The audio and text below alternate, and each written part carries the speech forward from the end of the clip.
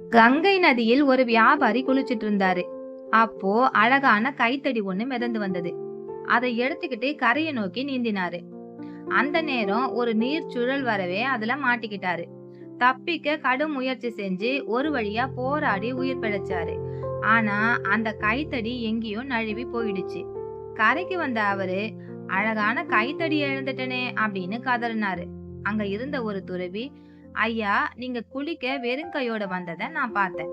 இப்போ கைத்தடிய நழுவ விட்டுட்டேன்னு சொல்றீங்களே அப்படின்னு கேட்டாரு. அதுக்கு இவரு நடந்ததெல்லாம் சொல்றாரு. இத கேட்டதும் துறவி சொல்றாரு, ஐயா, உங்களை பார்த்தா எனக்கு சிரிப்பு தான் வருது. கங்கையில கைத்தடி மிதந்து வந்தது. இப்போதும் அது மிதந்துகிட்டே போகுது.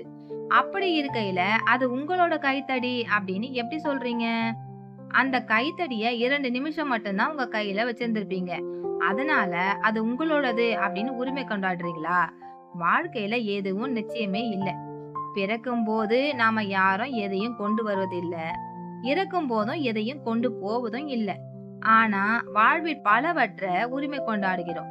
நம்மளோட துன்பங்களுக்கு எல்லாம் இதுதான் காரணம் அப்படின்னு சொன்னாராம்.